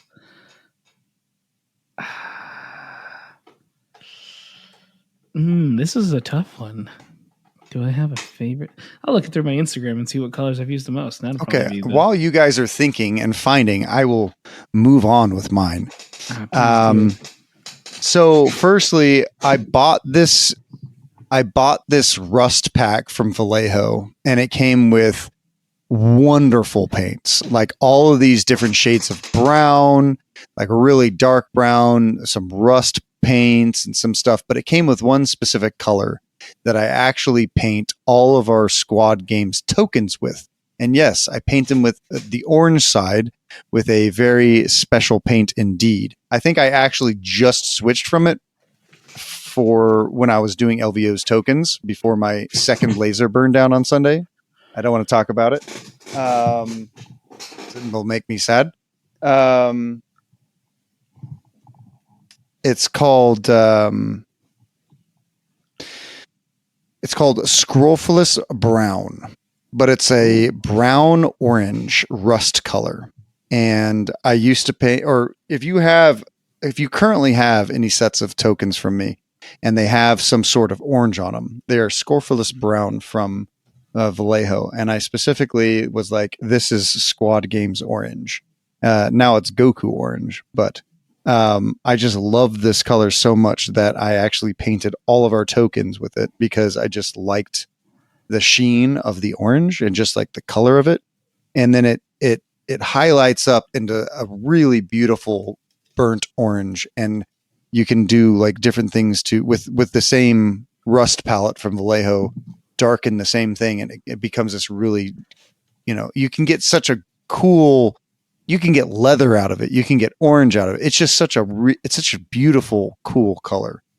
And my favorite low key tech that I saw was actually on a Torvarion video, and he was highlighting black. And instead of just highlighting black with like your typical blues, like your Thunderhawk blues, which is very pretty, or your shadow grays and all that kind of stuff, or your stereotypical just like gray to like differentiate different black things on your model. He ended up starting off with a shadow gray, but then added a color I never would think of. And maybe it's because I'm colorblind, but he added a bright skin shade from the Master Paint series from Reaper Miniatures. And it does this weird, I don't know, it just looks fucking cool. It's like this, you start adding warmth back to the gray, so it changes its property, and it kind of starts going into a different spectrum, and you get this really cool contrast for your highlights from the stereotypical just like shadow, like purpley gray. It's a really, really cool interaction with two colors that you just wouldn't ever think of, like putting a skin tone into a gray to highlight black. It's very interesting, and it's something that I really like. Yeah. Huh. That's cool. I've never thought of that before. That's a really good technique. I am gonna steal that. Yeah, if you guys want to see the video that he does it, I think he's painting something red. So he's either painting his Blood Angel from his dark style like Blood Angel, or his dark style Blood Raven, and you can see him do it on his bolter, so you guys can see like the actual. I know that it's important for me and Aidan to see like step by step, so that we don't 100%. Yeah, fuck something up. Exactly. So, what is your favorite, G? Do you got one? I'm looking through my Instagram and I'm finding colors here, and I guess I'm all over the place, but I'd say the most consistent color I use is yellow. Probably be Uriel yellow. I don't think it's my favorite, but it's the one I use the most. I use it in all sorts of blends and Uriel's stuff. a really good yellow, though. It's a good yellow. It is a good yellow. Oh, yeah, did we say yellows? Were we supposed to talk about yellows? It's too late now. No, yeah, we didn't say yellows. Okay. But yeah, that would probably be my favorite color, the one I use the most. And not just for Imperial Fist, just that is a majority of things I've painted. How about you, Aidan? Well, gee, do you got Secret Tech? Secret Tech? I already said it earlier, but I'll say it again. Mixing Retributor Armor and Stormhost Silver together. Okay. That is a technique I have used on many an occasion, and it always gets the job done. It's a great technique. You don't have to do anything else. They mix so well, too. You could also mix Stormhost Silver with like Seraphim Sepia. Ooh. Yes, you can. You can pretty much mix it with anything. I like mixing Stormhost Silver with contrast paints to get like a shiny effect. If you're going for already the people do the lead belcher undercoat, then they'll shoot it through an airbrush with the contrast paints. But then if you want to get like a further highlight, you can mix the contrast with Stormhost Silver to get that brighter color that you want for highlights that you probably wouldn't have done normally because you're already sort of done once you've painted it. It's cool, I like that. Mm-hmm. That's a fun little trick. There's another one. That's one for you guys. Love it. Hell yeah. How about you, Aidan? All right. My favorite paint. I was looking through my paint drawer and I was like, what the hell do I use most often? And then I looked next to my paint drawer and I found the bottle of Deco Art Lamp Black that I have been using for 7 years. It's this Michael's Craft Store brand black paint. And I have never bought another black paint. I've had the same bottle all this time. It was like $3 and it just gets the job done. It mixes super well. And I just haven't ever bought another black. So I would say that one for sure. That's fair. That's fair. Yeah. And if a secret technique, something for whatever reason, the last 3 kill teams I've painted were Red Corsairs, which were red and gold. My Hand of the Archon were red and gold, and then I painted another red and gold team. So I have to stop painting red and gold, but it allowed me to hone my technique for gold, which I normally use Retributor armor as the gold, but instead of shading it with, usually I feel like people shade with Reichland Flesh Shade or Agrax Earth Shade. I've been thinning down and glazing mahogany paint onto it.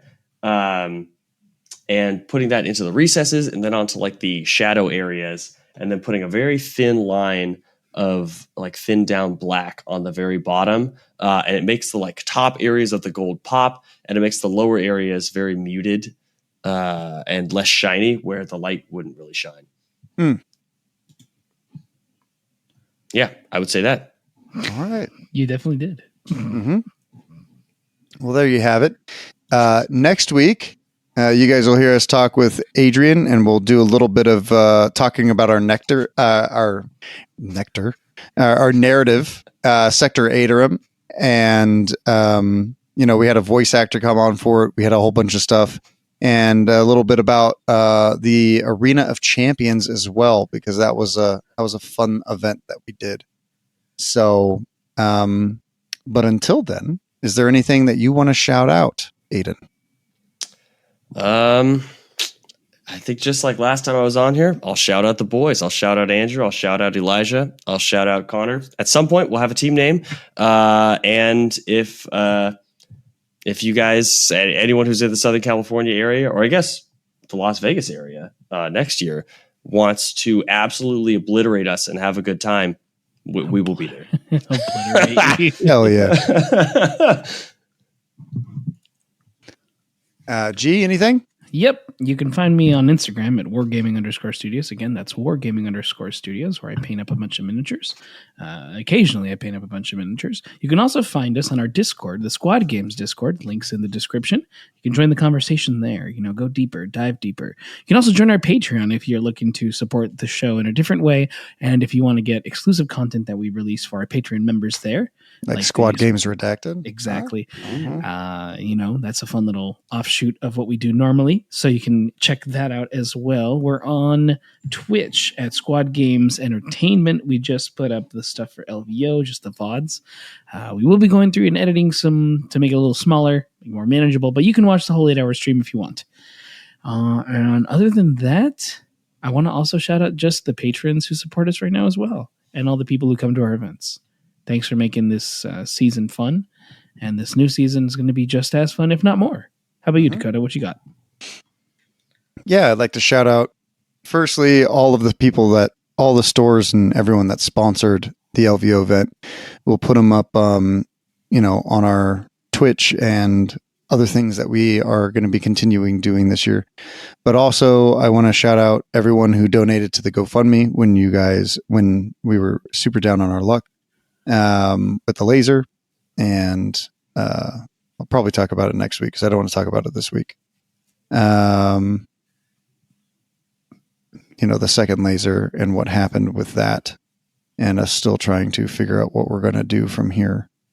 But I want to thank every person that came to LVO or who watched the stream. You're just as important. It really means a lot to me and the team to see it be successful. We definitely tried our hardest this year, and we're so happy to see such good responses from everyone and positive feedback. So thank you to everyone who came, and looking forward to running it back next year. And this time, I think the one thing that we learned this year is that we probably should start planning for it now rather than in the last few months, 3 or 4 months beforehand, because things can go haywire before your event, and it's not good to rush. So but yeah, until next time, until next week, or Squad Games Redacted if you are a Patreon member, that's me signing out. Appreciate everyone. See ya.